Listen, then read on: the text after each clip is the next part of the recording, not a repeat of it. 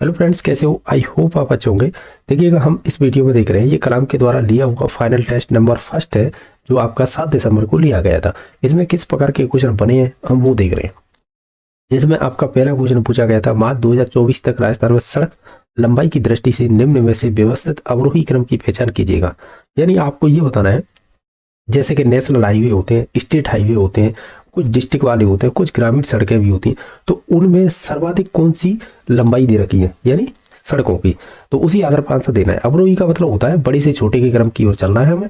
तो सबसे ज्यादा है, हम ये कहेंगे राजस्थान में ग्रामीण सड़कें जिनकी लंबाई ज्यादा दे रखी है, फिर उससे कम आती है जिला सड़कें, फिर उससे कम आते हैं स्टेट हाईवे जिन्हें राज्य राजमार्ग बोलेंगे, फिर आते हैं नेशनल हाईवे जिन्हें राष्ट्रीय राजमार्ग कहेंगे। तो ऑप्शन नंबर 3 सही हो जाना चाहिए। ये मार्च 2024 तक पूछा था। सेकंड नंबर क्वेश्चन है, निम्न में से किस अपभ्रंश भाषा से राजस्थानी भाषा का विकास हुआ है? तो ये हुआ है जो मरु गुर्जरी अपभ्रंश बोल सकते हैं। ठीक है, तो ऑप्शन नंबर इसका 2 सही हो जाना चाहिए। नेक्स्ट देखिएगा, तीसरा क्वेश्चन है जो आपका पूछा गया है कि राजस्थान एम सेंट नीति, यानी जो आपकी राजस्थान की एम सेंट नीति 2024 के संदर्भ में से कौन सा कथन है जो एम सेंट इकाइयों को प्रोत्साहन संबंध में सही नहीं है? ओवरऑल देखा जाए इसमें से हमें गलत है वो चूज करना है। ये है ना कि बिजली शुल्क में 7 वर्षों के लिए 50% की छूट दी गई है, ये वाला गलत है। बाकी चाहे रॉयल्टी में 50% की छूट है, सरकारी जो भी परियोजना एम सेंट के लिए होती है तो 2028-29 तक 50% बढ़ाना है, और राज्य कर में जो 10 वर्षों के लिए 75% क्षतिपूर्ति करनी है। तो ये तो तीनों सही थे, गलत हो जाएगा 1 नंबर ऑप्शन। क्वेश्चन नंबर 4 है, नवीकरणीय ऊर्जा सांख्यिकी 2023-24 के अनुसार भारत की नवीकरणीय ऊर्जा स्थापित क्षमता में राजस्थान की रैंकिंग कौन सी थी, जो 31 मार्च 2024 के अनुसार पूछी है। ओवरऑल देखें तो इसमें प्रथम हो जाएगी, तो ऑप्शन नंबर इसका 4 सही हो जाएगा। नेक्स्ट देखिएगा कि इनमें से टूट या रस्म का संबंध किससे होता है? तो ये विवाह से संबंधित होता है, तो ऑप्शन नंबर 2 सही हो जाएगा। इनके अलावा नेक्स्ट देखिएगा, 6 नंबर क्वेश्चन है, 56 के दुष्काल का चित्रण करने वाले कवि कौन से है इनमें से? अगर आप सभी ऑप्शनों को देखें, यानी 56 के दुष्काल का मतलब जो 56 का एक तरह से अकाल आता है उससे संबंधित है। तो इसके बारे में वर्णन किया है, कवि का नाम पूछा है, तो वो है उमरदान। सही है ना, ऑप्शन नंबर 2 सही हो जाना चाहिए। नेक्स्ट देखिए 7 नंबर, इसमें पूछा गया है कि निम्न में से जो बूंदी में स्थित चौवन के 84 खंभों की छतरी का निर्माण किसने करवाया था? ये संबंधित हो जाएंगे आपके अनिरुद्ध सिंह, तो ऑप्शन नंबर 4 सही हो जाएगा। नेक्स्ट देखिएगा, इनमें से कौन सा सही सुमेलित नहीं है? एक तरफ तो लोक नृत्य, दूसरी संबंधित फर्क या जाति। अगर आप इसमें से जानते हैं उन्हें लगा लीजिए। जैसे अग्नि नृत्य, ये जसनाती संप्रदाय से संबंधित है। तीरताली जो नृत्य है जो आपके रामदेव की कह सकते हैं, जो मेला लगता है उसमें जो कांवड़ जाती है ना, उसी के द्वारा की जाता है तीरताली नृत्य, जो एक व्यावसायिक नृत्य हो जाएगा। इसके अलावा देखो, जो बालर नृत्य है ना, ये आपकी भील जाति से संबंधित नहीं है, ये आपकी ग्रासीय जनजाति है ना, उससे संबंधित है। एक तो ये हो जाएगा गलत। एक है मावलिया, मावलिया कंजर जाति के द्वारा नहीं किया जाता, ये कसौड़िया जाति के द्वारा किया जाता है, जैसा हमने पढ़ा है। तो हम ये कहेंगे इसमें से 1 भी गलत है और 4 भी गलत है। ठीक है, तो इस प्रकार 1 और 4 इसके गलत है, बाकी अग्नि और तीरताली सही मिले हुए थे। नेक्स्ट देखिएगा, ये कह रहा है 9 नंबर क्वेश्चन, राजस्थान का निम्न में से कौन सा वन्य जीव संरक्षण स्थल painted stork, knob billed duck, sandpiper, Siberian crane आदि प्रजातियों के विचरण हेतु प्रसिद्ध है या फेमस है? ये सभी जो पक्षी पाए जाते हैं, चाहे वो सेंट वाइपर हो, या साइबेरियन किरण हो, या आपका पीटेंट स्टोर्क हो, या नॉब बिल्ड डक हो, ये सभी है ना आपके केवलादेव घना पक्षी विहार है ना, जैसे हम शॉर्ट में कहें तो घना पक्षी विहार भरतपुर में, ये उससे संबंधित पूछा गया था। तो इसका ऑप्शन नंबर 4 सही हो जाना चाहिए। ठीक है, नेक्स्ट देख लेते हैं। क्वेश्चन नंबर 10 है, पृथ्वीराज चौहान तृतीय का आरंभिक अभियान कहाँ से था? तो इसने अपने चाचा थे शायद नागार्जुन, उसे ही पहले निपटाया था, तो ऑप्शन नंबर इसका 4 सही हो जाना चाहिए। ठीक है, नेक्स्ट देखिएगा कि 11 नंबर क्वेश्चन है कि राजस्थान मानसून ऋतु 2024 जून से सितंबर के दौरान कौन से महीने में दीर्घ अवधि औसत वर्षा का सबसे अधिक प्रतिशत दर्ज किया गया है? ये शायद क्वेश्चन है 4th ग्रेड में पूछा गया था, जिसमें ऑब्जेक्शन लगे है सर्वाधिक। तो ठीक है ना, तो ये देखिएगा एक्चुअल में उसमें भी इसी प्रकार के ऑप्शन थे। इसका राइट आंसर अगस्त हो जाना चाहिए। बाकी देखते हैं क्या बोर्ड आंसर मानता है इसका। हालांकि ये है कि जो बोर्ड ने आंसर माना है वो अगस्त माना है, लेकिन ऑब्जेक्शन लगा रहे हैं कि इसमें सितंबर भी होगा। ये देखो भिन्न भिन्न है, अभी हाल में ही तो अगस्त मान के चलते हैं जो बोर्ड के द्वारा माना गया है। ठीक है, नेक्स्ट देख लेते हैं कि ये क्वेश्चन पूछा है बेगू किसान आंदोलन के संबंध में असत्य कथन बताइएगा। देखिएगा, जैसे कि रूपाजी कृपाजी जो धाकड़ जाति के थे इसी में शहीद हो गए थे या इस आंदोलन से संबंधित थे, ऐसे भी बोल सकते हैं। मेडाल है जो इस आंदोलन का प्रमुख केंद्र आता है, यानी यहाँ से स्टार्ट हुआ था। यहाँ से ये वाला 3 गलत हो जाएगा। जो है ना सीजी ट्रेंच तथा किसानों के मध्य जो पारसौड़ी समझौता, इनके मध्य नहीं हुआ था। हम ये कह सकते हैं ट्रेंच कमीशन बना था, पर ये समझौता नहीं हुआ था। बाकी इस आंदोलन का नेतृत्व राम नारायण चौधरी के द्वारा किया गया था। ओवरऑल कहें तो गलत बताना था, तो इसमें से 3 नंबर है ना वो गलत है और बाकी सभी सही है। अब ऐसे कह सकते हैं। चलो नेक्स्ट देख लेते हैं। क्वेश्चन नंबर 13, राजस्थान की भौतिक विशेषताओं के संदर्भ में विचार कीजिए। जैसे सीकावाटी प्रदेश को बागड़ प्रदेश भी कहा जाता है। सीकावाटी, देखो एक तो बागड़ प्रदेश है, तो एक तो दक्षिण में आता है, यानी जो डूंगरपुर बांसवाड़ा उसमें बागड़ भाषा बोली जाती है, और एक आता है सीकावाटी क्षेत्र से संबंधित जो हरियाणा की सीमा लगी है, वहां पर भी भाषा बागड़ी बोली जाती है, तो संबंधित सही है ये, यानी ओवरऑल कहें तो ये विशेषता सही है। बाकी डाबी पठार है वो दक्षिण अरावली से संबंधित नहीं है, ये आपके दक्षिण पूर्वी जो हाड़ौती पठार बोलते हैं ना उसका एक विशिष्ट भाग हो जाएगा, कह सकते हैं भू आकृति हो जाएगी, लेकिन ये संबंधित नहीं है किससे, अरावली से। बाकी लूड़ी बेसिन है या लूड़ी बेसिन बोल सकते हैं, जो उत्तर पश्चिमी मरुस्थल प्रदेश के दक्षिणी भाग में स्थित है, तो ये भी वाला सही है। ओवरऑल का ए और सी इसमें से सही हो जाएगा। जो डाबी है ये आपकी दक्षिण पूर्वी पठार यानी हाड़ौती से संबंधित था। क्वेश्चन नंबर 14 है, राजस्थान का वो महावीर चक्र विजेता वीर सेनानी जिसे पाकिस्तान ने फख्र ए हिंद से नवाजा था।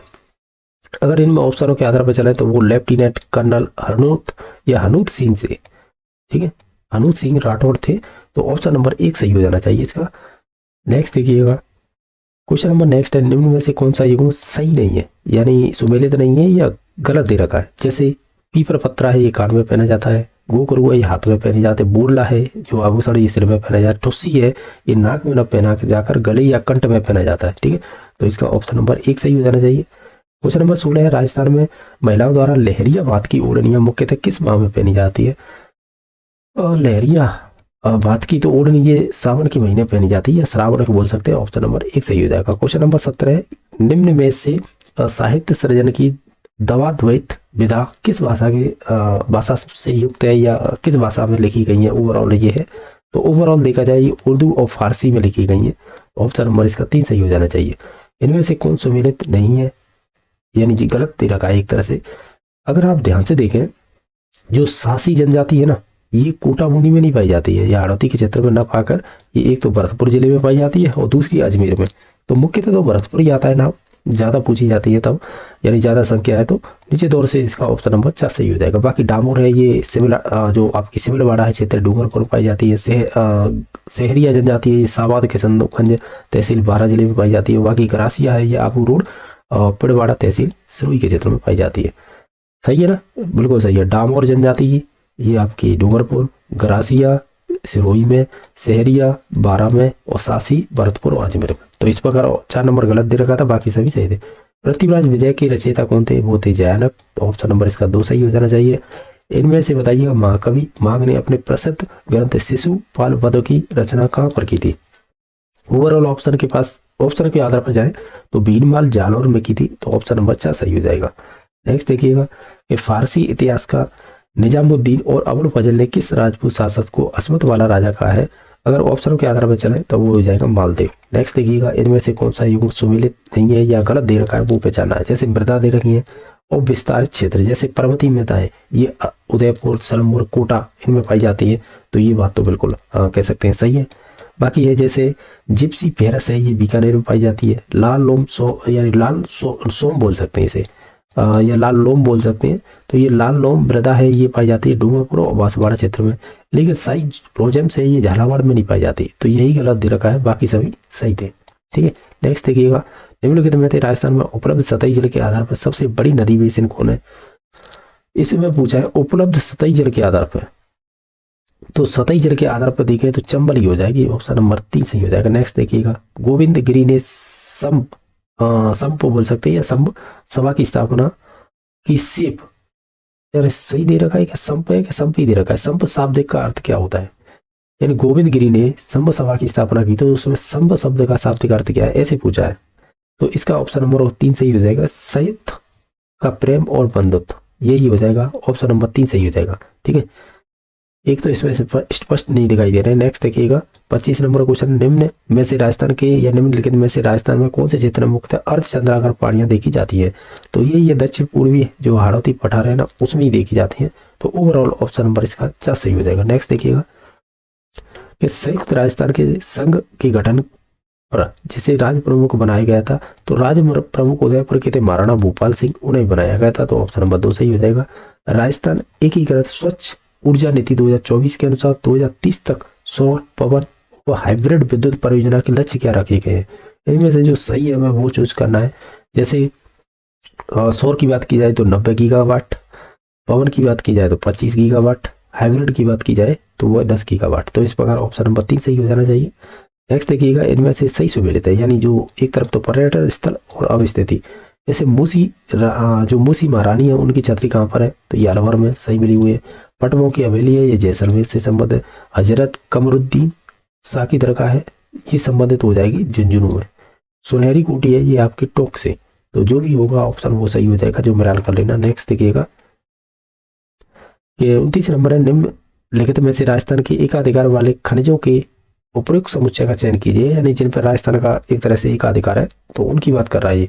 अगर ऑप्शनों के आधार पर चले तो देखिएगा एक्चुअल में क्या है कि इसमें जास्पर, सीसा जस्ता और पॉलिस्टोनाइट, ये तीनों पर ही एकाधिकार है। तो ऑप्शन नंबर 3 सही हो जाएगा। क्वेश्चन नंबर 30 है, निम्न में से संत धन्ना के गुरु का क्या नाम था? अगर धन्ना जी के गुरु के नाम की बात की जाती तो उनका गुरु का नाम था रामानंद, सही है ना, यही सही हो जाएगा। ऑप्शन नंबर 1 सही हो जाएगा। नेक्स्ट देखिएगा कि निम्न में से जादू टोने से संबंधित गीत है, यानी जो जादू टोने से संबंधित जो गीत गाए जाते हैं उन्हें क्या कहते हैं? ओवरऑल ये तो उन्हें कहते हैं कांवड़ गीत। ऑप्शन नंबर 2 सही हो जाएगा। ये कह रहे हैं कि राजस्थान जनगणना कह सकते हैं 2011 के आधार पर राज्य की कुल साक्षरता दर और साथ ही साथ पुरुष और महिला साक्षरता दर क्रमशः क्या होगी?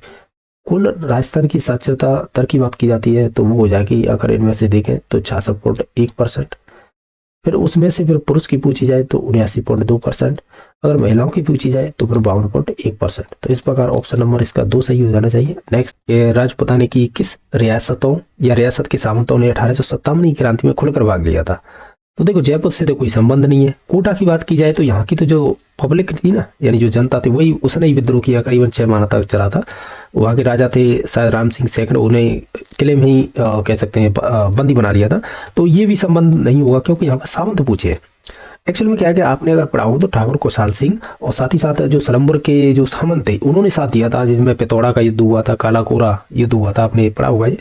तो ये किस रियासत से संबंधित है ये पूछा है यहाँ पे। तो एक बार देख लेना आप, या तो मेवाड़ से, सॉरी मेवाड़ क्यों, मारवाड़ से होंगे शायद। अब एक बार देख लेना कंफर्म करके, ठीक है। जरूरी नहीं है कि हर एक आंसर का मतलब क्वेश्चन का आंसर आए। नेक्स्ट देख लेते हैं इस क्वेश्चन को, या तो मैं अगले पेपर जो भी फाइनल सेकंड होगा ना उसमें कंफर्म बता दूंगा, नहीं तो फिर आप एक बार देख लेना जो नोट्स है आपके पास। नेक्स्ट देखिएगा, निम्न में से किस दुर्ग को द गोल्डन फोर्ट के नाम से जाना जाता है? ये जैसलमेर का दुर्ग है ना, इसे ही बोलते हैं द गोल्डन फोर्ट, ठीक है। और ये रीट मेंस शायद साइंस मैथ के पेपर में पूछा गया है, ये प्रीवियस के पेपर देखे होंगे तो उसमें था ये। नेक्स्ट देखिएगा, इसमें से कौन सुमेलित नहीं? जैसे प्रजामंडल है और संबंधित व्यक्ति है, इसमें ये नहीं कहा गया कि इसका ये कह सकते हैं संस्थापक रहा था, यानी संबंधित पूछे हैं कौन किससे संबंधित है, ठीक है। तो जैसे इसमें सही है, जैसे बूंदी प्रजामंडल है उसमें ऋषिदत्त मेहता संबंधित है, अलवर से मास्टर भोलेनाथ संबंधित है, बांसवाड़ा से भूपेंद्रनाथ त्रिवेदी। लेकिन जो कृष्ण दत्त पालीवाल है ये तो शायद धौलपुर से संबंधित थे, ना कि करौली से। तो यही है, करौली प्रजामंडल से ये वाले संबंधित नहीं थे। तो ऑप्शन नंबर 3 सही हो जाएगा। क्वेश्चन नंबर 36 है, राजस्थान में स्थित निम्नलिखित झीलों को उत्तर से दक्षिण के क्रम में व्यवस्थित कर उपयुक्त कूट का चयन कीजिएगा। जैसे राजस्थान का मानचित्र यही तो होता है, यानी मैप। अगर आप कच्चा मानचित्र बनाते हैं कुछ इसी प्रकार का बनता है। तो इसमें एक्चुअल में क्या है, हमें क्या बताना था कि ये झीलें दे रखी हैं, तो आप तो उत्तर से दक्षिण में व्यवस्थित कीजिएगा। देखिएगा एक्चुअल में देख क्या रखा है, गैप सागर है ये तो डूंगरपुर में, ठीक है। सावर है ये जयपुर, अजमेर, नागौर तीनों क्षेत्रों में फैली हुई है, पर जयपुर में ज़्यादा है तो ऐसे कह सकते हैं, जयपुर ही मान सकते हैं, ठीक है। सीढ़ी सेड है ये आपकी झील है अलवर में, बाकी फतेह सागर तो उदयपुर में हो जाएगी। अब देखिएगा एक्चुअल में अगर आप जो भी मानचित्र में अगर जिलों को भरते हैं या फिल करते हैं तो अलवर ऊपर दिखाई देता है, ऐसे मान लेते हैं। यहाँ पे जयपुर थोड़ा सा नीचे दिखाई देता है, यहाँ पर राजधानी।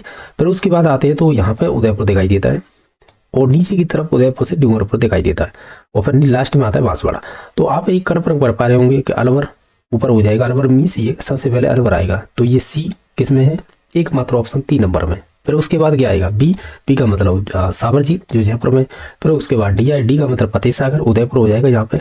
लास्ट में आता है डूंगरपुर। तो ऐसे डूंगरपुर मतलब ये ऑप्शन हो जाएगा गैप सागर। ओवरऑल देखा जाए तो 3 नंबर ऑप्शन है वो सटीक है, यानी बिल्कुल सही हो जाएगा। नेक्स्ट देखिएगा कि बालातर सभ्यता के निवासियों की अर्थव्यवस्था क्या थी, यानी उनकी आजीविका किससे चलती थी, ओवरऑल यही पूछा गया है। तो वो चलती थी मिश्रित अर्थव्यवस्था थी, जिसमें कृषि पशुपालन ये सभी चीजें आती हैं। तो मोस्टली हम मिश्रित अर्थव्यवस्था बोल देते हैं, ठीक है। तो ऑप्शन नंबर इसका सही हो जाएगा। जो 58 नंबर है कि SDMC की कार्यकारिणी समिति में सदस्यों की संख्या कितनी होती है, ये पूछा है। तो उसमें होती है 23, यानी कह सकते हैं आप ऑप्शन नंबर इसका 4 सही हो जाना चाहिए। इनके अलावा नेक्स्ट क्वेश्चन नंबर देख लेते हैं जो है 59 कि राजस्थान के पैरा एथलीट कृष्णा नागर का संबंध किस खेल से रहा है। तो इसमें आंसर सही लगा हुआ है कि जो बैडमिंटन से संबंधित हो जाएंगे। नेक्स्ट देखिएगा 60 क्वेश्चन है, ग्रेट इंडियन वेस्टर्न्स को राजस्थान के राज्य पक्षी के रूप में क्लब में कब अधिसूचित किया गया था। तो इनकी अधिसूचना जारी की गई थी वो 21 मई 1982 को। नेक्स्ट देखिएगा NEP 2020 में स्कूलों के वर्षों के दौरान प्रगति को ट्रैक करने के लिए स्कूल की परीक्षा का आयोजन किन कक्षाओं में किए जाने की अनुशंसा की गई है। तो ये की गई है आपकी, अगर ऑप्शनों के आधार पर चले तो कक्षा 3, कक्षा 5, कक्षा 8।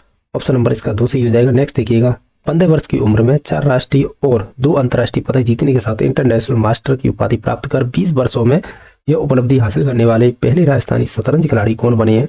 तो ये संबंधित हो जाएंगे आपकी यश वारडिया, ठीक है। तो ऑप्शन नंबर 2 सही हो जाएगा। नेक्स्ट देखिएगा क्वेश्चन नंबर है 63 के धरती आवा जनजाति ग्राम उत्कर्ष अभियान के संबंध में निम्नलिखित में से असत्य कथन पहचानिएगा, यानी जो गलत है हमें वो चूज करना है। अगर आप ऑप्शनों को देखेंगे ना तो ये राजस्थान के 21 जिलों में संचालित है, ये वाला कथन गलत हो जाएगा। बाकी ये कह सकते हैं अभियान है 15 जून से लेकर 15 जुलाई 2025 तक आयोजित किया गया था। और राजस्थान में राज्य स्तर पर इस अभियान का जो शुभारंभ है कोटड़ा उदयपुर से किया गया था। इस अभियान का उद्देश्य केवल ये है कि ग्रामीण जनजाति समुदाय तथा कह सकते हैं जो भी सरकारी योजना का लाभ पहुंचाने उन्हें सशक्त बनाना है। ओवरऑल ये है कि इसमें से ऑप्शन नंबर 2 गलत था, बाकी सभी सही थे।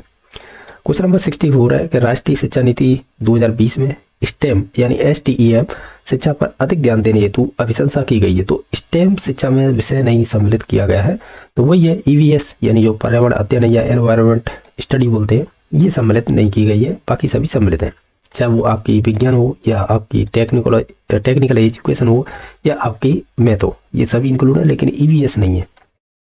क्वेश्चन नंबर 65 है 4 से 15 मई तक बिहार में मेजबानी में आयोजित खेलो इंडिया यूथ गेम्स 2025 में स्वर्ण पदक विजेता खिलाड़ी आदित्य जाखड़ का संबंध किस खेल से है। तो इनका संबंध है वो आपके साइकिलिंग से संबंधित है। नेक्स्ट देखिए इनमें से किस शहर को बावड़ियों, सही है ना, बावड़ियों का शहर कहा जाता है, तो वो बूंदी को ही कहा जाता है। तो ऑप्शन नंबर इसका 3 सही हो जाएगा। नेक्स्ट देखिएगा कि ICAR भारतीय श्री अन्न अनुसंधान संस्थान हैदराबाद के क्षेत्रीय बाजरा अनुसंधान केंद्र का शिलान्यास 27 सितंबर 2023 को कहां पर किया गया था। तो इसका ऑप्शन नंबर सही हो जाएगा, गुड़ामालानी बाड़मेर में किया गया था। नेक्स्ट देखिएगा कि इसमें से असुमेलित बताइएगा, यानी जो गलत है। जैसे इसमें अगर आप देख रहे हैं जैसे भंड देवरा शिव मंदिर है ना, ये आपके सवाई माधोपुर में नहीं है, तो ऑप्शन नंबर इसका 6 सही हो जाएगा, ठीक है। ऑप्शन नंबर 6 सही हो जाएगा। बाकी अचलेश्वर महादेव मंदिर ये माउंट आबू सिरोही में है। अजय जो गंध महादेव मंदिर है ये आपका अजमेर में, और बाकी कार्यावरणेश्वर महादेव मंदिर है ये आपकी झालावाड़ में। इसमें से ऑप्शन नंबर 4 गलत था। नेक्स्ट देखिएगा कि RT अधिनियम 2009 की धारा 29 फर्स्ट के तहत शिक्षा प्राधिकारी द्वारा प्रारंभिक शिक्षा की पाठचर्या वो मूल्यांकन प्रक्रिया वो अधिकथित यानी लिंग डाउन करते समय निम्नलिखित में से कौन से विचार सम्मिलित नहीं किया गया है। ओवरऑल देखा जाए सभी ऑप्शनों को, इसमें से बालक की संज्ञानात्मक विकास पर केवल ध्यान देना है, ये वाला संबंधित नहीं है, बाकी सभी हो जाएंगे। नेक्स्ट देखिएगा मिड डे मील में योजना अंतर्गत राज्य के विद्यालय में छात्र छात्राओं के पोषण स्तर में सुधार हेतु ताजी सब्जियां उपलब्ध करवाने के लिए किसका विकास किया जा रहा है।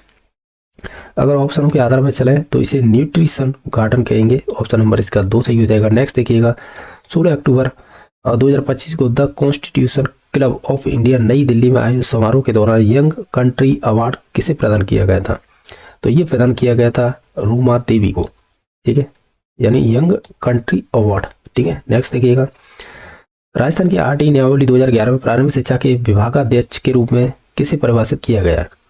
अगर ओवरऑल अगर ऑप्शन को देखें तो वो किया गया है निदेशक होते हैं ना प्रारंभिक शिक्षा विभाग के, उन्हें नियुक्त किया गया या विभाग का अध्यक्ष के रूप में परिभाषित किया गया है। नेक्स्ट देखिएगा 18 जून 2025 को राजस्थान सरकार द्वारा हल्दी घाटी युद्ध की फिल इन द ब्लैंक्स वर्षगांठ मनाई गई थी।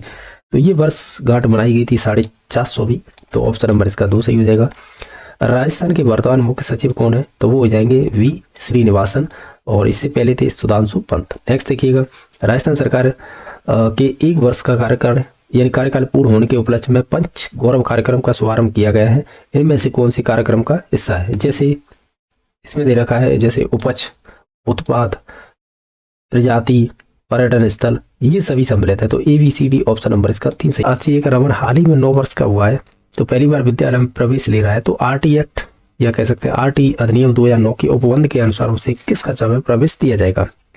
तो 5+4 जो 4 वर्ष बचती है पीछे की, जिसमें वो 6 वर्ष का होगा तो कक्षा 1 में जाएगा, 7 वर्ष का होगा तो कक्षा 2 में जाएगा, 8 वर्ष का होगा तो वो कक्षा 3 में जाएगा, और 9 वर्ष का होगा तो कक्षा 4 में जाएगा। तो इस प्रकार ऑप्शन नंबर इसका 2 दे रखा है ना, वो सही दे रखा है। नेक्स्ट देखिएगा, ये कह रहा है कि 25 सितंबर 2025 को प्रधानमंत्री नरेंद्र मोदी ने राजस्थान के किन 2 शहरों से दिल्ली कैंट के लिए वंदे भारत रेल सेवा प्रारंभ की थी?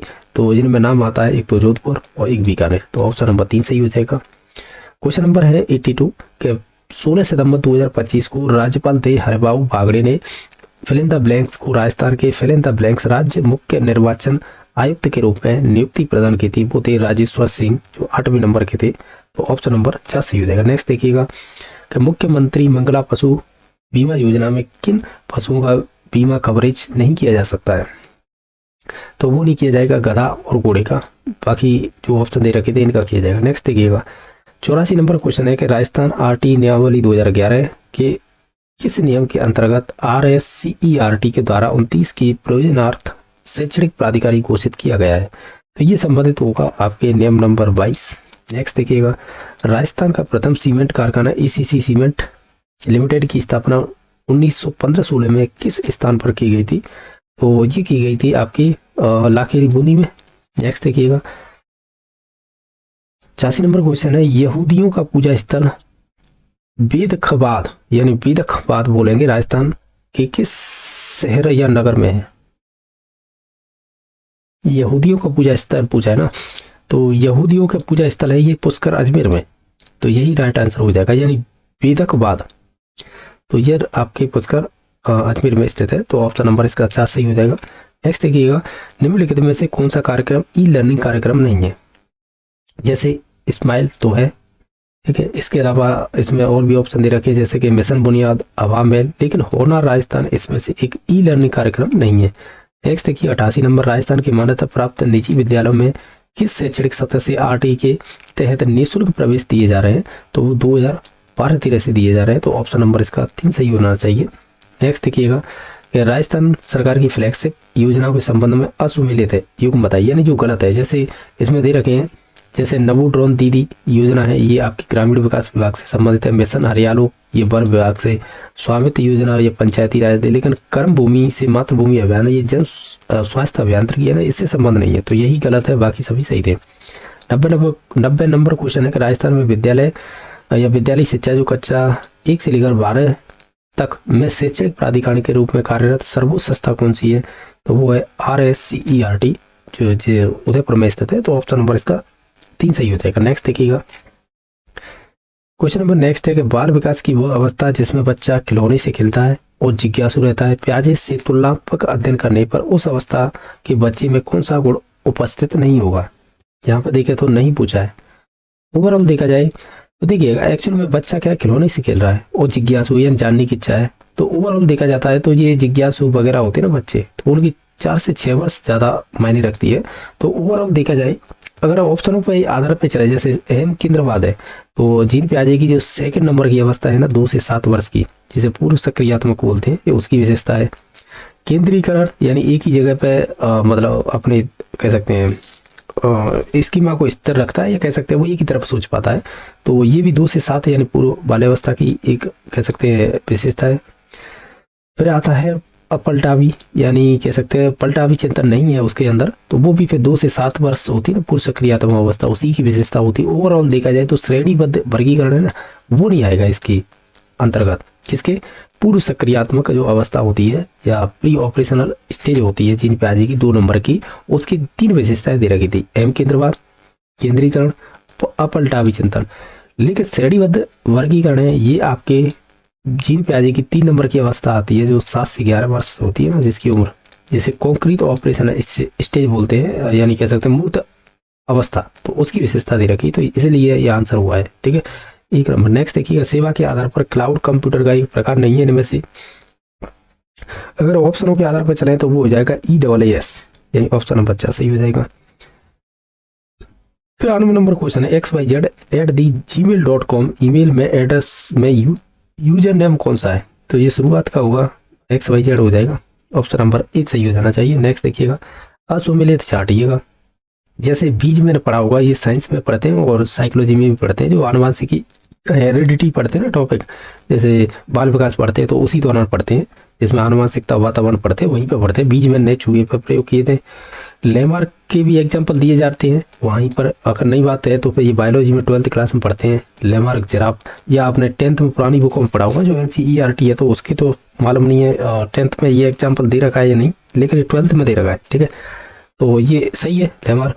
मैकडोगल की बात की जाती है, ये आपकी साइंस की बुकों में तो नहीं मिलेगा, लेकिन ये है कि ये हम साइकोलॉजी पढ़ते हैं तो उसमें जो आनुवांशिकता पढ़ते हैं तो उसी के अंडर में आता है। ये मैकडोगल ने चूहे पर प्रयोग किए थे, ये आपके 3rd ग्रेड मेंस 2013 में पूछा हुआ था ये वाला क्वेश्चन।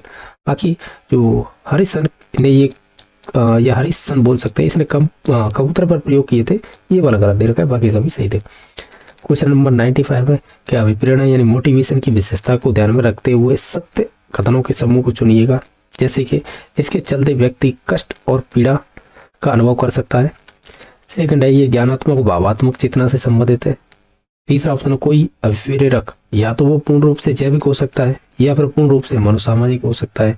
ये इसलिए गलत है क्योंकि जब वो कह रहा है ना कि पूर्ण रूप से जैविक हो सकता है, यानी जो जैविक का मतलब आनुवंशिकी, और या फिर पूर्णतः मनोसामाजिक, तो देखिएगा एक्चुअल में क्या है कि ये अभिप्रेरक भिन्न भिन्न मनोवैज्ञानिक ने, जैसे थॉमसन ने अलग बांटे थे, जिसमें जैसे हम कह सकते हैं कि जन्मजात होते हैं, कुछ कृत्रिम होते हैं, कुछ वातावरणीय भी होते हैं, उन्हें कृत्रिम ही कहते हैं। तो ऐसे नहीं कह सकते कि ये पर्टिकुलर यही होंगे। ठीक है, बाकी ये अनुमानित पकड़ी है और देखो गति की शिथिल करती है। बाकी योग्यता के अभाव में अभिप्रेरणा लक्ष्य प्राप्ति में सहायक नहीं होगी, तो एक तो ये सही लग रहा है। ठीक है, और एक बी नंबर ऑप्शन सही लग रहा है।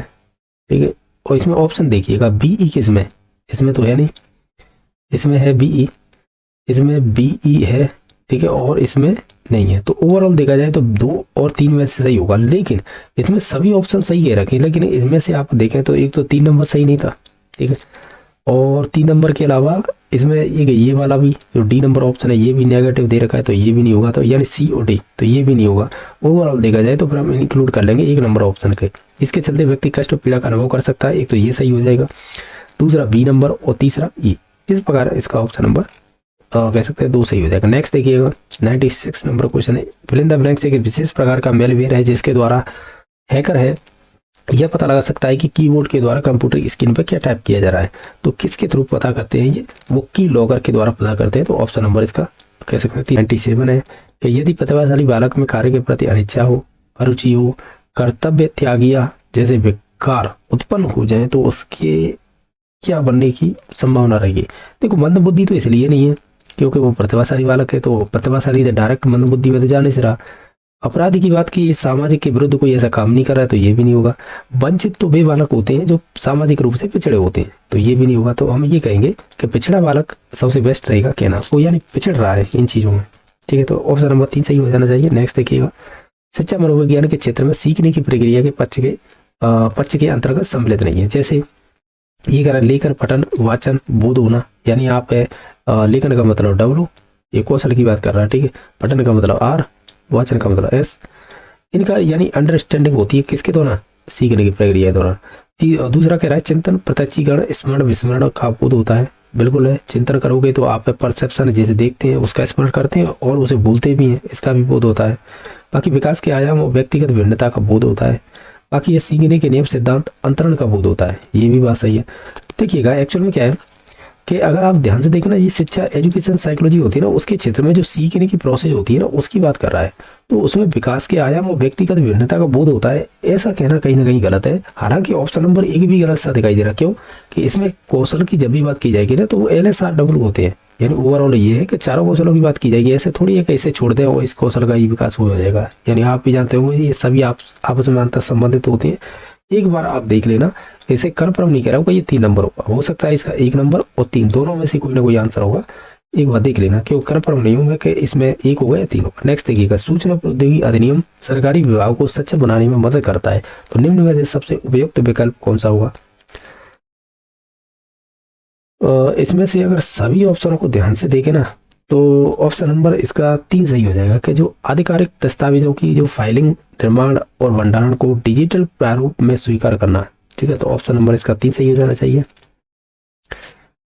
क्वेश्चन नंबर आपका 100 है, यानी 100 नंबर का, यदि विस्थापन की ऊर्जा का अवरोधों को बुलाकर उच्चतम समाज उपयोगी लक्ष्य को साधने में केंद्रित हो जाए तो वह कहलाएगा। देखो युक्तिकरण, ये एक्चुअल में क्या है कि ये डिफेंस मैकेनिज्म है, यानी रक्षा युक्ति ये बोलते हैं ना, तो उसमें उससे ही पूछा है। ये एक्चुअल में क्या है कि अगर आप ऑप्शनों के आधार पर चले, जैसे युक्तिकरण है, ये यानी ये कि आप झूठ बोल रहे हो, उसके लिए तर्क होना चाहिए। प्रक्षेपण का मतलब दूसरों पर अपनी गलती डालना होता है। क्षतिपूर्ति मतलब ये है कि आप विकलांगता है तो उस आधार पर ये उनकी एग्जाम्पल होती है ज़्यादातर है क्षतिपूर्ति के लिए। तो इसमें से बेस्ट ऑप्शन तो लग रहा है उन्मोचन। अगर इंग्लिश देखें तो सब्लिमेशन, यानी आपका डिफेंस मैकेनिज्म की सबसे बेस्ट विधि मानी जाती है सब्लिमेशन। और यही है कि जो भी आपकी जो विस्थापन की जो ऊर्जा थी वो अवरोधों को बुलाकर उच्चतम समाज उपयोगी के लिए यूज कर रहे हैं, तो उसके लिए हम यूज शब्द करते हैं सब्लिमेशन। तो ऑप्शन नंबर 3 सही हो जाना चाहिए। क्वेश्चन नंबर 101 है, बुद्धि के सिद्धांतों में प्राथमिक मानसिक योग्यता है, जिसे इंग्लिश में कहेंगे प्राइमरी, मेंटली और एबिलिटी, जिसे PME बोलते हैं, किस प्रकार की योग्यताओं का उल्लेख नहीं किया गया है। उसमें 7 पर देखो, शुरुआत में तो ज़्यादा थी, लेकिन मेनली 7 मानसिक योग्यताएं थी जिन्हें डिवाइड किया गया था, जिनमें वर्ण थे, यानी ओवरऑल 7 वर्ण इंग्लिश के थे।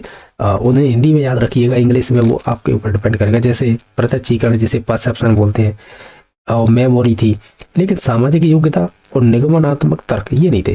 किसी एक वर्ण के अंतर्गत निगमनात्मक और आगमनात्मक आते थे, लेकिन डायरेक्टली 7 प्रकारों में नहीं है।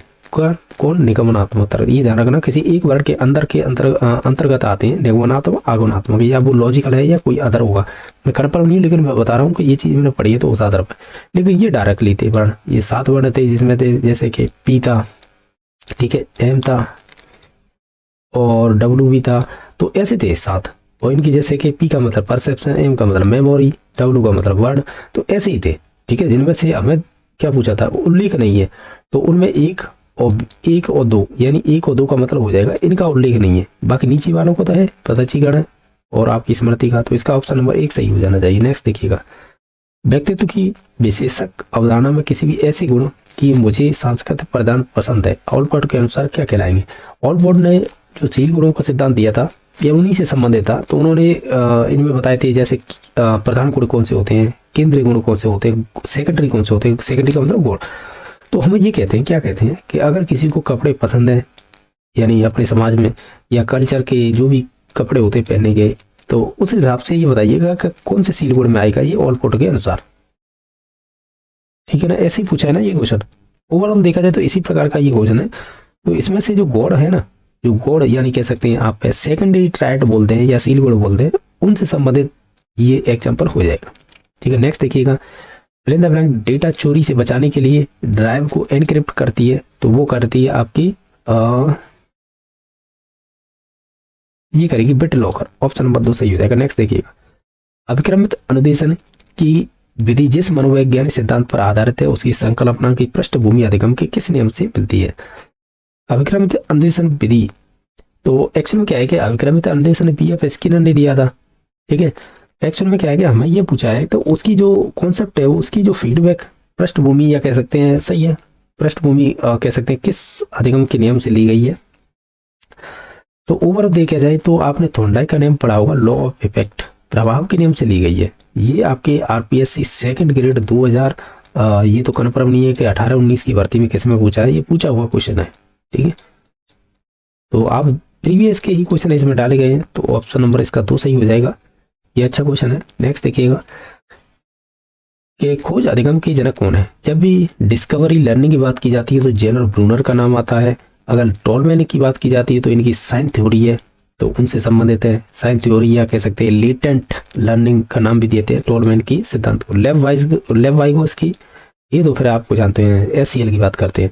बाकी डेविड आशुवेल की बात की जाती है तो डेविड आशुवेल भी इन्होंने भी, जो आप ऐसे बोल सकते हैं जैसे जेनर ब्रूनर खोज के आधार पर या आगमनात्मक की बात करते हैं, डेविड आशुवेल सीखने में निगमनात्मक की बात करते हैं। ये भी क्वेश्चन बन जाते हैं। ओवरऑल हमने देख लिया था, इसका आंसर 2 नंबर ऑप्शन हो जाएगा। नेक्स्ट देखिए मत विश्लेषण, जिसे हम कैसे कहते हैं इंग्लिश में item analysis. Fill in the blanks तैयार करने के लिए एक गुणवत्ता मूल्यांकन रणनीति क्या होगी, वो होगी आपकी प्रश्न पत्र। नेक्स्ट देखिएगा कि निम्नलिखित में से कौन सी गणित शिक्षण हेतु प्रभुत्ववादी शिक्षण व्यू रचना है। प्रभुत्ववादी का मतलब ये होता है कि जिसमें अथॉरिटी या कह सकते हैं कि उसमें टीचर सेंटर्ड हो और टीचर ही सब कुछ करता रहता हो, तो ओवरऑल वो व्याख्या व्यू रचना हो जाएगी। यानी ऑप्शन नंबर 2 सही हो जाना चाहिए, क्योंकि समस्या समाधान ये लर्नर सेंटर्ड है या चाइल्ड सेंटर बोल सकते हैं। अनुसंधान व्यू रचना ये भी आपकी लर्नर सेंटर्ड है। समूह परिचर्चा व्यू रचना ये भी आपकी लर्नर सेंटर्ड है, लेकिन व्याख्या व्यू रचना ये टीचर सेंटर्ड है। क्वेश्चन नंबर 108, राजस्थान की अर्थव्यवस्था के संबंध में कौन सा कथन इसमें से सही नहीं है। यह भारत में ऊन का शीर्षक उत्पादक है, तो ठीक है, हो सकता है। बाकी भारत मोटे अनाज का सबसे बड़ा उत्पादक है, यानी मोटे अनाज का राजस्थान कह सकते हैं सबसे बड़ा उत्पादक ऐसे कह सकते हैं। यह भारत में घरेलू पर्यटकों की संख्या वाला राज्य है, यानी सर्वाधिक संख्या वाला राज्य है। ये वाला कहीं ना कहीं ऑप्शन गलत लग रहा है। बाकी इसमें भारत में बड़ुआ पत्थर का सबसे बड़ा भंडार है, ये भी बात सही है। ओवरऑल ये वाला गलत हो सकता है ऑप्शन। नेक्स्ट देखिएगा, एक किस धनराशि पर 3.5% प्रतिवर्ष की दर से 4 वर्ष में साधारण ब्याज की राशि है वो 70 रुपये हो जाएगी। किस राशि का मतलब मूलधन। देखो ये आप कैसे करेंगे मुझे मालूम नहीं। देखो मैं ऐसे ही करूंगा कि हमें ब्याज दे रखी है उसने 70 रुपये, दर दे रखी है 3.5%, समय दे रखा है 4 वर्ष, तो हमें मूलधन ज्ञात करना है। तो इसका एक फॉर्मूला होता है, क्या होता है, SI बराबर PTR/100, जिसमें से हमें मूलधन ज्ञात करना है। मूलधन का मतलब P से डिनोट करते हैं, P बराबर हो जाएगा SI का मतलब होता है साधारण ब्याज, ठीक है, शॉर्ट में कर रहा हूँ मैं, और 100 बट्टी में हो जाएगा जो चीज़ें इसमें दे रखी हैं। बाकी जो बची इधर की साइड वो से इधर डाल देते हैं, जैसे कि समय बचा और समय और दर। अब इससे रख दीजिएगा, जो भी आंसर आएगा वही हो जाएगा। जैसे SI दे रखी है 70 और क्या दे रखा है और 100 का गुणा कर देंगे, और बाकी बट्टी में क्या आएगा, बट्टी में आ जाएगा आपका जो T समय दे रखा है 4 वर्ष, दर दे रखी है 3.5। तो इसे आप ये मिश्र भिन्न है, इसे साधारण में चेंज करेंगे तो 3 दिन 6 और 1 7 7 बट्टी हो जाएगी 2, और नीचे की तीसरी संख्या वो ऊपर पहुंच जाती है, आप भी जानते होंगे, तो यह 2 यहाँ पे आ जाएगी। ठीक है, अब काट लीजिएगा 7 से, इसे काटिए 70 को 10 बार कटिएगा, ठीक है, और इस 2 से ये 4 कट जाएगी 2 बार, इस 2 से ये 10 कट जाएगी 5, इधर तो 5 बची, इधर 100 बची, तो 5 गुणा 100 करेंगे तो 500 आएगा। तो ऑप्शन नंबर 1 सही हो जाना। क्वेश्चन नंबर नेक्स्ट देखिएगा, जो है 110 गुणसूत्रों का अभिव्यंजन किसके द्वारा किया जाता है। ये किसके द्वारा किया जा सकता है। अगर आप ऑप्शनों के आधार पर चलें, ये अच्छा क्वेश्चन है क्योंकि 10th लेवल का तो है नहीं, इसे एसिटो कार्बोनिल कहेंगे ना। ऑप्शन नंबर 3 सही हो जाना चाहिए। बाकी एक बार देख लेना आप। नेक्स्ट देखिएगा, ये वाला शायद third grade mains level first में ऑलरेडी पूछा जा चुका है कि अनऑक्सीशोषण ऑक्सीशोषण से किस प्रकार से या किस बात में भिन्न है। देखो अनऑक्सीशोषण में ऑक्सीजन तो होती नहीं है, तो उसमें तो एल्कोहल ही बनेगा किस डायरेक्टली जाके, अंतिम उत्पाद के रूप में कार्बनिक युक्त एल्कोहल बनता है। एल्कोहल का मतलब दारू एक तरह से, तो वही निर्माण होता है अनऑक्सीशोषण में, क्योंकि इसमें ऑक्सीजन की क्या रहती है, अनुपस्थिति रहती है, तो इस वजह से। तो ऑप्शन नंबर इसका 3 सही है। नेक्स्ट देखिएगा, असुमेलित ज्ञात कीजिएगा। जैसे अनुसंधान विधि है वो H.E. आर्मस्ट्रांग ने दी थी, सही बात है। आगमनात्मक अधिगम की बात की जाती है या डिस्कवरी खोज की बात की जाती है, या कह सकते हैं खोज उपागम की बात की जाती है, खोज लर्निंग की बात की जाती है, तो उसमें नाम आता है जेनर ब्रूनर का, या J.S. ब्रूनर बोल सकते हैं। संज्ञानात्मक रचनावादी की बात की जाती है तो लेव-वाइगोस की नहीं आएगा, इसकी जगह पे आएगा जीन पियाजे, ठीक है ना। तो ये वाला गलत हो जाएगा। और बाकी है समस्या समाधान विधि, हालांकि इसका डायरेक्टली नाम नहीं आता है, लेकिन जॉन डी विधि रखा है तो मान लेते हैं। हालांकि आप इसे साइंस मैथ में पढ़ेंगे तो ऐसा नहीं है कि समस्या समाधान विधि के जो प्रवर्तक हैं या प्रोपाउंडर हैं वो जॉन डी हों। जॉन डी तो एक परियोजनावादी थे, यानी जिन्होंने जो प्रोजेक्ट मेथड है उसमें उन्होंने विचार दिया था, तो वो एक अलग प्रोसेस है। लेकिन यहाँ पे अब ये है कि दे रखा है तो उस हिसाब से मान लेते हैं, अदरवाइज होता नहीं है। आप PYQ करेंगे तो उसमें कहीं पर भी नहीं मिलेगा ये। बाकी ये संज्ञानात्मक रचनावाद के हो जाएंगे जीन प्याजे, इस वजह से ये गलत हुआ है।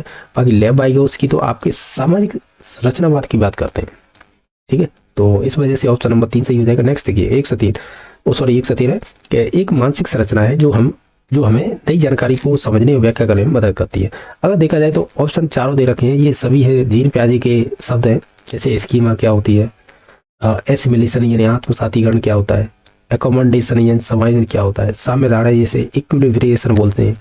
ओवरऑल देखा जाए तो मानसिक संरचना की बात की जाती है तो वो स्कीमा ही होती है हमारी, जो नई जानकारियों को समझने और व्याख्या करने में मदद करती है। क्वेश्चन नंबर है 114 का धनात्मक पूर्णांकों 60 से 100 के बीच में कितनी आवाज संख्या होंगी।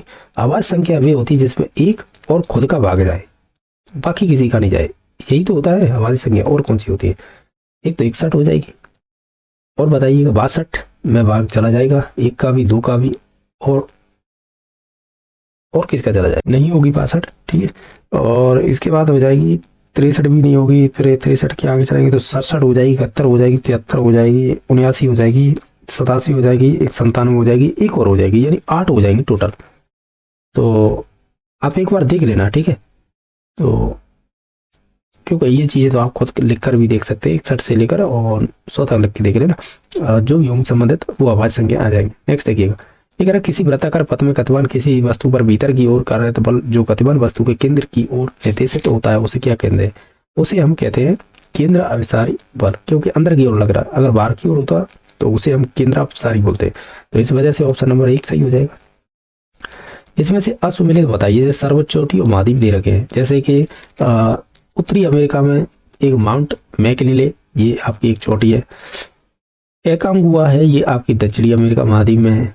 माउंट एल्बस ये आपकी यूरोप की हो जाएगी, लेकिन माउंट विंसन मैसिप है, ये ऑस्ट्रेलिया में नहीं है, तो बस यही गलत दे रखा है।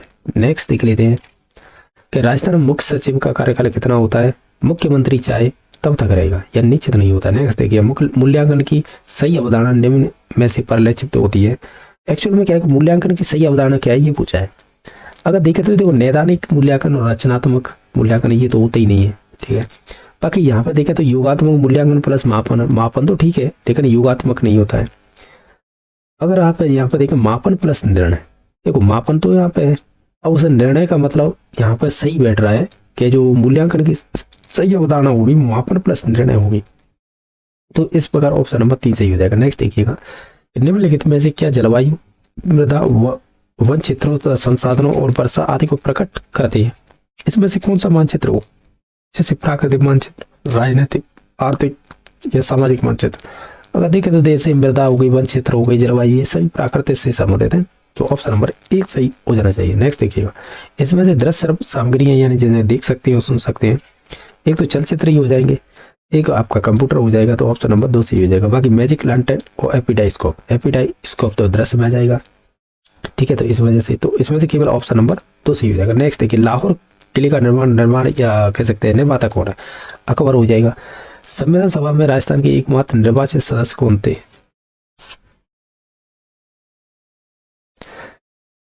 अब देखो इसकी कन्फर्म मालूम नहीं है कि बलवंत सिंह मेहता थे या माणिक्य लाल वर्मा थे, ठीक है। एक बार आप देख लेना, आपके पास जो भी नोट्स है, ठीक है, तो उसे देख लेना कि ये मुकुट बिहारी लाल भार्गव, देखो मैं कन्फर्म नहीं हूँ इसीलिए कह रहा हूँ, आप एक बार देख लेना, गूगल करके देख लेना, आपके पास जो भी नोट्स है उसे देख लेना।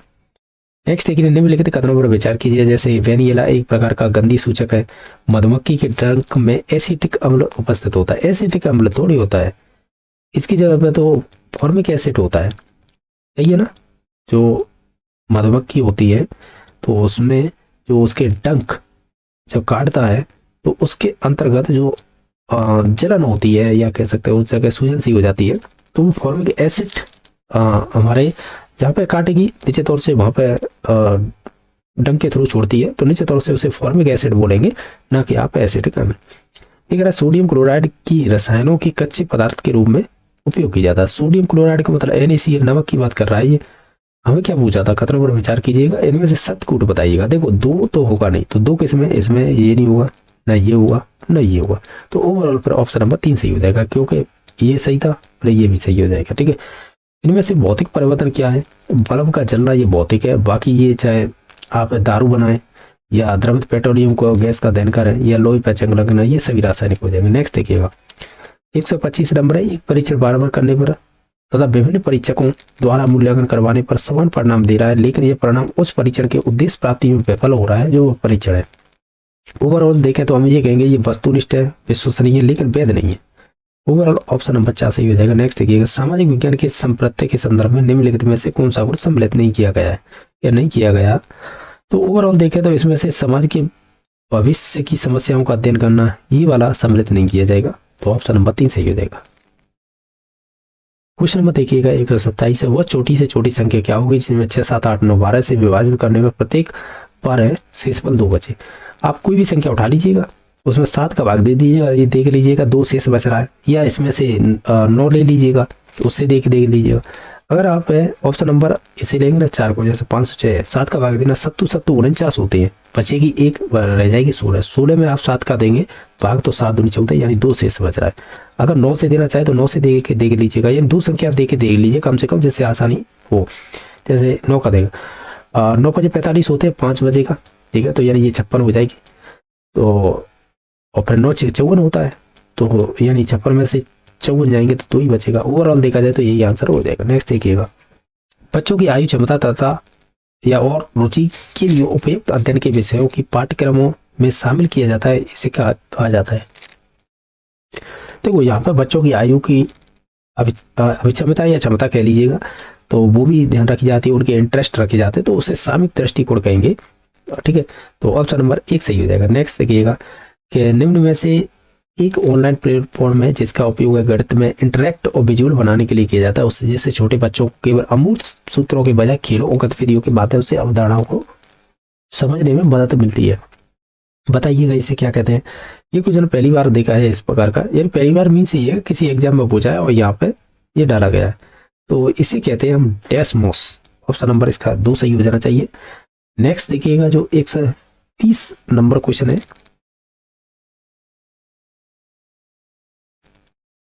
यदि एक गोलक का आयतन और पृष्ठीय क्षेत्रफल संख्यात्मक रूप से बराबर है तो गोलक की त्रिज्या का संख्यात्मक मान क्या होगा। एक्चुअली में क्या है कि गोलक का मतलब वही गोला जिसका आयतन होता है, आप भी जानते होंगे, गोलक के आयतन होता है v बराबर हो जाएगा 4/3 πr³, यही तो होता है। अब क्या है, ये तो हो गया गोले का आयतन। ये कह रहा पृष्ठीय क्षेत्रफल, या तो उसका संपूर्ण पृष्ठीय क्षेत्रफल बोले या पृष्ठीय क्षेत्रफल, तो वो संपूर्ण या पृष्ठीय क्षेत्रफल हो जाएगा आपका 4πr², ठीक है। अब ये दोनों सूत्र है ना, इसमें कह रहा है कि संख्यात्मक रूप से तो ये बराबर है, इन दोनों को बराबर कर दीजिएगा, यानी इन्हें बराबर करेंगे तो क्या होगा 4πr², यही तो बराबर दोनों कर दिए। अब क्या कह रहा है कि गोलक की त्रिज्या की संख्यात्मक मान ज्ञात कीजिएगा, यानी r की वैल्यू ज्ञात करनी है। देखो 4 से 4 कट जाएगा, पाई से पाई कट जाएगा, r² है इधर रह जाएगी, फिर अगर r² इधर है r³ है तो इसे r बचेगी। अब एक्चुअल में क्या है कि ये बचा क्या, r/3 बराबर, इधर कुछ नहीं बचा तो 1 मान लेते हैं, इसे क्रॉस मल्टीप्लाई करेंगे तो r बराबर 3 आ जाएगा, यानी हमें गोलक की त्रिज्या का संख्यात्मक मान है वो 3 प्राप्त हो जाएगा। परियोजना कार्य के कुछ चरण दिए जा रहे हैं, तो आप इन्हें सही रूप में सही चरण का क्रम बताइएगा। यानी आप भी जानते हो परियोजना विधि के 6 स्टेप होते हैं, इसमें 5 दे रखे हैं, आप तो मिलान कीजिएगा कि किस क्रम में होंगे। देखो आप जी जानते होंगे मूल्यांकन 5 नंबर पर होता है, रिपोर्ट तैयार करना 6 नंबर पर होता है, तो रिपोर्ट का मतलब अभिलेख। तो ओवरऑल देखा जाए, क्या देखा जाए, हम ये कहेंगे अगर इसमें 5 स्टेप दे रखे हैं तो ये हो जाएगा आपका 4 पर, ये हो जाएगा 5 पर। अब इन्हें ही देख लीजिएगा डायरेक्ट, कि ये देखिएगा बी के बाद है ई किस में आ रहा है, बी के बाद ई, बी के बाद ई इसमें आ रहा है, बी के बाद ई इसमें आ रहा है। अब और भी देख लेते हैं। शुरुआत में हम क्या करते हैं, शुरुआत में हम एक तरह से हम देखें तो हम ये करते हैं, क्या करते हैं, ऑप्शनों के आधार पर चलो परियोजना का हम चुनाव करेंगे, फिर चुनाव करने के बाद उसकी जो रूपरेखा है उसे निर्माण करेंगे, फिर उसके बाद जो कार्यान्वयन यानी परियोजना का कार्यान्वयन करते हैं, यानी उसे हम संचालित करते हैं एक तरह से, ठीक है। तो हम ये कहेंगे CAD, तो CAD इसी में एक मात्र, फिर उसके बाद B तो हमने लास्ट में कर लिया था कि ये तो लास्ट में आएंगे, तो इस प्रकार ऑप्शन नंबर इसका 4 सही हो जाएगा। नेक्स्ट देखिएगा, किस शब्द की संधि सही नहीं है। अगर आप देखें जैसे मनु प्लस अंतर, मनवंतर, इसमें यड़ संधि है, ये तो सही है। अभि प्लस इप्सा यानी अभिप्सा, ये आपकी दीर्घ संधि हो जाएगी। सत प्लस गति, सतगति, ये भी सही है। ये कह रहा है पुरह प्लस इत, पुरोहित, यहाँ पे ये वाला गलत दे रखा है, एक्चुअल में क्या है कि पुह होना चाहिए, ऐसे होना चाहिए, पुर नहीं होगा, पुह प्लस ये तो इस प्रकार बनता है तब होगा सही। सही है ना, तो यही वाला गलत दे रखा है। नेक्स्ट देखिएगा कि इनमें से अशुद्ध शब्द बताइएगा। अगर आप ध्यान से देखें ना तो ये सदुपदेश होता है ना, तो ना कि सदुपदेश, ठीक है, तो ये वाला गलत हो जाएगा। नेक्स्ट देखिएगा किस विकल्प में मुहावरा उसका अर्थ सही नहीं, यानी जो गलत दे रखा है, जैसे दांतों तले अंगुली दबाना, इसका मतलब होता है आश्चर्यचकित होना। सही ना, आश्चर्यचकित होना, ठीक है, ये बात तो सही है। नाक भी सिकोड़ना यानी अरुचि तथा अप्रसन्नता प्रकट करना, ये भी बात सही है। छाती पर सांप ही है ना, ये सांग है, सांप है, सांप लौटना, इसका मतलब घोर ईर्ष्या करना। ये कह रहा है उड़ती चिड़िया पहचानना है, मतलब अत्यधिक कठिन कार्य करना नहीं। उड़ती चिड़िया पहचानने का मतलब है कि उसे अत्यधिक अनुभव है, तो ये वाला गलत दे रखा है, ठीक है, ये वाला इसका अर्थ नहीं, ये नहीं होगा। उड़ती चिड़िया पहचानने का मतलब उसे बहुत ज्यादा अनुभव है, तभी तो उड़ती चिड़िया पहचानना है कि नर है कि मादा है। नेक्स्ट देखिएगा कि इनमें से कौन सा शब्द सदैव बहुवचन में प्रयुक्त होगा। अगर आप देखें तो देखो दर्शन होता है, क्योंकि ये शब्द ही अपने आप में बहुवचन होता है, यूज होगा तो, ठीक है, तो यही हो जाएगा। बाकी तो सूरज और पुलिस। अगर ऑप्शनों के आधार पर देखें ना तो यही होगा फिर तो, ठीक है, तो ऑप्शन नंबर 3 सही हो जाना चाहिए। नेक्स्ट देखिएगा इधर की साइड और भी दे रखे हैं इसके हिंदी के क्वेश्चन। इनमें से कौन सा शब्द विशेषण नहीं है, तो आग्नेय है बिल्कुल, ठीक है, और इसके अलावा विशेषण नहीं है, हमें पूछा था तो ये तो विशेषण है, ठीक है, और राष्ट्रीय भी विशेषण होगा क्योंकि राष्ट्र प्लस ई है, राष्ट्रीय बनाए, अग्नि से आग्नेय बनाए, और प्राच्य भी हो जाएगा, लेकिन साहित्य है ना ये आपका विशेषण नहीं होगा, ठीक है, तो ऑप्शन नंबर इसका कह सकते हैं 4 सही हो जाएगा। नेक्स्ट देखिए अधिगम कठिनाइयों के कारणों के जानने के बाद कौन सा शिक्षण प्रक्रिया अपनाई जाती है। अगर आपने कारण जान लिए तो फिर उसके बाद क्या कहते हैं, उपचारात्मक शिक्षण करेंगे हम, फिर ऑप्शन नंबर 3 सही हो जाएगा। नेक्स्ट देखिए पद शिक्षण की व्यास विधि के संबंध में असत कथन बताइएगा, यानी जो गलत है, यह शब्दार्थ कथन विधि का एक रूप है, यही वाला गलत हो जाएगा, ठीक है। बाकी ये जो भी भावनात्मक या भावात्मक कविताओं की व्याख्या के लिए उत्तम विधि है, और इस विधि में शिक्षक कथावाचक की तरह एक पद्य को स्पष्ट करता है, ये शिक्षक केंद्रित होती है। ये तीनों तो सही थे पद्य के बारे में, लेकिन जो शब्दार्थ कथन विधि है का एक रूप होती है, ये कहना गलत होगा, व्यास विधि। नेक्स्ट देखिए निम्नलिखित में से श्रवण कौशल विकसित करने के लिए उपयुक्त विधि कौन सी होगी। देखो चेक आउट लेखन की मोंटेसरी विधि भी और रूपरेखा अनुकरण विधि, ये ऑप्शन के आधार पर चले तो ये सभी लेखन है, लेकिन श्रुत लेख विधि है, इसके द्वारा सुनने वाला कौशल है उसे विकसित किया जा सकता है, सुनने को भी कर सकते हैं और लेखन को भी। नेक्स्ट है ये कौन सी हर्बट पंचपदी पाठ उपागम में संशोधन से पूर्व प्रारंभ में दिए गए 4 पद कौन से थे। अच्छा ये हमें इसमें तो ऑप्शन दे रखे हैं, इनमें से हमें चूज करना है, और इसमें इधर की साइड आएंगे तो कूट दे रखे हैं, तो कूटों के आधार पर चले। देखिएगा शुरुआत में कौन से थे, एक तो स्पष्टता थी, व्यवस्था थी, और एक प्रस्तुतिकरण तो बाद में आया था, सामान्यकरण भी नहीं था, तो ओवरऑल फिर ये बताए बचे विधि और प्रयोग, यानी ये वाले 4 शुरुआत में हर्बट की पंचपदी प्रणाली थी ना, ये थे। फिर इसके बाद आया था इसमें इनका शेष जिलर, तो उन्होंने फिर ये प्रस्तुतिकरण और सामान्यकरण ये वाले 2 शब्द, प्रस्तावना और प्रस्तुतिकरण 2 शब्द जोड़ते, तो वो फिर अलग चीज हो जाएंगी। लेकिन जो हमें पूछा है कि संशोधन से पूर्व उसके प्रारंभ में कितने पद थे, 4 थे, स्पष्टता, व्यवस्था, विधि और प्रयोग। तो इस प्रकार इसमें कूट नंबर देख लीजिएगा। इसमें देखिएगा एक्चुअल में क्या है, शुरुआत के 2 तो थे ही नहीं, ए और बी, तो ए और बी वाला ऑप्शन होगा वो होगा ही नहीं आंसर, जिसमें ए है नहीं होगा, इसमें ए बी है नहीं होगा, और इन दोनों में से होगा, तो हमने देखा था CDEG, ये वाला ऑप्शन हो जाएगा, ठीक है, तो यही क्रम होना चाहिए। नेक्स्ट देखिएगा अब क्या है, इंग्लिश के choose the option that correctly complete the sentence. अब इसमें क्या है कि article fill in the blanks करना है, बताइएगा कौन सा आर्टिकल आएगा इसमें। देखिएगा ये कह रहा है कि we usually have fill in the blanks dinner at 8 PM but today we are going out for fill in the blanks dinner at a five star hotel. Actual में क्या है कि देखिएगा हम ये कहेंगे शुरुआत में तो 0 आर्टिकल आएगा इसमें, लेकिन दूसरे में आएगा आपका द आर्टिकल, तो इस प्रकार ऑप्शन नंबर 3 सही हो जाएगा। नेक्स्ट देखिएगा choose the correct option according to tense के अकॉर्डिंग इसमें फिल इन द ब्लैंक्स करना है कि I fill in the blanks dinner when the phone suddenly ring. तो इसमें से अगर आप ध्यान से देखें तो इनमें टेंस के अकॉर्डिंग हम फिल इन द ब्लैंक्स करें तो ऑप्शन नंबर इसका होना चाहिए 2, यानी वाज हैविंग। ठीक है, यानी I was having dinner when the phone suddenly rang. Next देखिएगा, डायरेक्ट स्पीच दे रखा है, he said let's us let us not waste money any more. अब इसमें choose the correct indirect narration इसका चेंज करना है, तो इसका राइट आंसर हो जाएगा कि he suggested that they should not waste money any more. Option number 1 सही हो जाएगा। इसके अलावा ये क्वेश्चन हो गया, इसके अलावा और कौन सा दे रखा है, 45 fill in the blanks.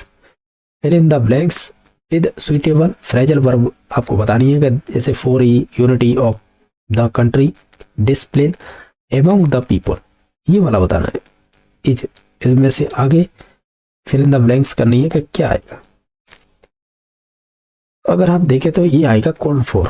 Option number इसका 4 सही हो जाएगा। नेक्स्ट देखिए, Rohan apologized and his friend said let bygones why be bygones. अच्छा, the given idioms means in friend to want his friend wants to. अच्छा, इसके फ्रेज का आपको मीनिंग बताना है, ये किस सेंस में। ये हो जाएगा आपका ऑप्शनों के आधार पर देखें तो कि forget fast conflict. Option number 2 सही हो जाएगा। नेक्स्ट देखिए, the most important principle in English teaching at the primary level, यानी इनमें से कौन सी महत्वपूर्ण सिद्धांत है जो इंग्लिश के प्राइमरी कह सकते हैं लेवल के लिए कह सकते हैं इंपॉर्टेंट है। जैसे ग्रामर मास्टरी कराना बच्चों को, नहीं ये तो हो ही नहीं सकता। ठीक है, बाकी है रॉट मेमोराइजिंग ऑफ वोकेबलरी, बच्चों को वर्ण यानी जो वोकेबलरी है उसे रटाना, तो ये भी नहीं होगा, ना ये होगा। ठीक है, ये कह रहा है explore and use of language, यानी जो भी अपनी भाषा होती है उसे एक्सप्लोर करने का, उपयोग करने का मौका दिया जाना चाहिए। तो कहीं ना कहीं ये वाला ऑप्शन सही हो सकता है। बाकी है करेक्ट राइटिंग स्किल फर्स्ट, यानी बच्चों को शुरुआत में उन्हें लिखाना सिखाना चाहिए, यानी लेखन कौशल, तो ये भी गलत हो जाएगा। ओवरऑल ऑप्शन नंबर 3 पॉजिटिव था, तो इस वजह से आंसर हुआ है। नेक्स्ट देखिएगा, 148 which of the following is the discourage in the direct method. इनमें से कौन सा ऐसा पॉइंट है जो डिस्करेज मतलब अनुत्साहित, यानी कह सकते हैं जो डायरेक्ट मेथड होती है यानी प्रत्यक्ष विधि होती है वो डिस्करेज करती है। ओवरऑल ये है, सेंस समझिएगा, जो प्रत्येक वर्ड का अर्थ नहीं निकलेगा। ये कह रहा है कि एक्चुअल में क्या है कि जो डायरेक्ट मेथड है, जैसे कि asking student to act out conservation, यानी सही है बच्चों से एक्ट करने के लिए जो उनके कंजर्वेशन यानी आप आपस में बात करते हैं उन्हें बाहर निकलवाना होता है बच्चों से। तो ओवरऑल ये वाला पॉइंट सही है डायरेक्ट मेथड के बारे में। बस टीचिंग थ्रू रियल ऑब्जेक्ट, यानी जो भी टीचिंग कराई जाती है वो रियल ऑब्जेक्ट होते हैं उनके थ्रू करवाई जाती है, ये बात सही है। बाकी प्रोवाइडिंग इमीडिएट करेक्शन, यानी एक्चुअल में क्या है जो भी बच्चे गलती करेंगे ना तुरंत टीचर उसे क्या है इमीडिएटली उसे क्या है जो भी एरर कर रहा है उसे सॉल्व कर देता है या उसे सही तरीका बता देता है, तो ये भी बात सही है। ये कह रहा है using bilingual list of word, यानी आप ये कह रहे हैं कि उसे बाइलिंगुअल का मतलब उसे L1 और L2 जो भाषा होती है ना उन दोनों की लिस्ट उन्हें पकड़ा देते हैं, और जो वर्ण होते हैं ना, यानी आप हिंदी पढ़ा रहे हैं और हिंदी पढ़ाते पढ़ाते आप उसकी ट्रांसलेट इंग्लिश करें तो वो चीज़ नहीं है, ये बाइलिंगुअल अलग चीज़ हो जाती है। ओवरऑल ये है कि L2 मेथड आपने भी पढ़ी होगी, इसमें L2 यानी जो सेकेंडरी भाषा होती है उसे ही ज़्यादा जोर दिया जाता है, तो उसमें L1 का तो उपयोग कर ही नहीं सकते। तो ऐसी सेंस निकाल के आंसर बजा सकते थे। ये तीनों पॉइंट थे डायरेक्ट मेथड के बारे में। ये वाला पॉइंट था ना कि ग्रामर ट्रांसलेट मेथड है ना, उसमें आप कह सकते हैं बाइलिंगुअल उसमें भी यूज नहीं होगा, ये जानकारी के लिए बता दो, क्योंकि ग्रामर ट्रांसलेट मेथड है ना, GTM बोलते हैं उसे, तो उसमें तो प्रॉपरली आप एक तरह से जो वर्ण है उन्हें ही बताते हैं ज़्यादातर वर्ण की हिंदी अर्थ, तो हम ये कहेंगे ये उसका भी कह सकते हैं पॉइंट नहीं होगा। ओवरऑल ये है कि ये 4 नंबर ऑप्शन है वो गलत दे रखा है, बाकी शुरुआत के 3 ऑप्शन सही थे जो डायरेक्ट मेथड के बारे में थे। क्वेश्चन नंबर देखिएगा जो है 149, इसमें पूछा गया है कि स्टेटमेंट दे रखे हैं आपको ABC, ये लास्ट में कह रहा है कि choose the correct option according to the given sentence. अगर आप ये कह रहा है negotiation of meaning in central to CLT, ये बात तो सही है। बाकी रोल प्ले हो, डिस्कशन हो and problem solving task are use, यानी जो CLT है उसमें यूज किए जाते हैं, ये बात सही है। बाकी CLT बिलीव्स कि accuracy must always preceded fluency, यानी CLT बिलीव करती है कैसे कि जो आपकी एक्यूरेसी है वो हमेशा ही आपकी जो इससे पहले फ्लुएंसी होना चाहिए ऐसे कह रहा है, तो ये वाला गलत हो जाएगा। बाकी ओवरऑल देखें तो ऑप्शन नंबर ए और बी सही हो जाएंगे, बाकी सी नंबर ऑप्शन गलत हो जाएगा। इसके अलावा नेक्स्ट देख लेते हैं। लास्ट ऑप्शन है कि स्टेटमेंट दे रखे आपको ये ABC, ये choose the correct option according to the given sentence. ये कह रहा है कि जो diagnostic evolution help identity learner learning difficulty, यानी जो आपके निदानात्मक या डायग्नोस्टिक टेस्ट होते हैं वो आपके मूल्यांकन में हेल्प करते हैं पहचानने में लर्नर की जो लर्निंग प्रोसेस की डिफिकल्टी को, तो ये बात सही है। सेकंड है कि remedial teaching follow diagnostic evolution, यानी जो रेमेडियल टीचिंग होती है वो फॉलो करती है डायग्नोस्टिक इवोल्यूशन को, ये भी बात सही है, क्योंकि डायग्नोस्टिक टेस्ट होगा उससे बच्चे की कमजोरी का पता पड़ रहेगा, तो उसके बाद है आपके रेमेडियल टीचिंग होती है। बाकी diagnostic evolution is the conducted only at the end of the academic year, ये वाला गलत है। अगर आप सेंस देखें तो डायग्नोस्टिक जो इवोल्यूशन होता है वो कंडक्ट करवाया जाता है केवल end of the academic year के लिए नहीं है, वो तो फिर सुमेलेटिव या कह सकते हैं समेटिव असेसमेंट होता है वो करवा सकते हैं, या फिर आप अचीवमेंट टेस्ट करवा सकते हैं, वो फिर अलग प्रोसेस होती है। डायरेक्टली आप डायग्नोस्टिक तो जो लर्नर है उसकी वीकनेस एरिया देखे जाते हैं कि कहाँ पर कमी चल रही, तो उसे पहचाना जाता है या रीजन जाने जाते हैं। तो ओवरऑल ए और बी सही थे, ऑप्शन नंबर 3 सही है।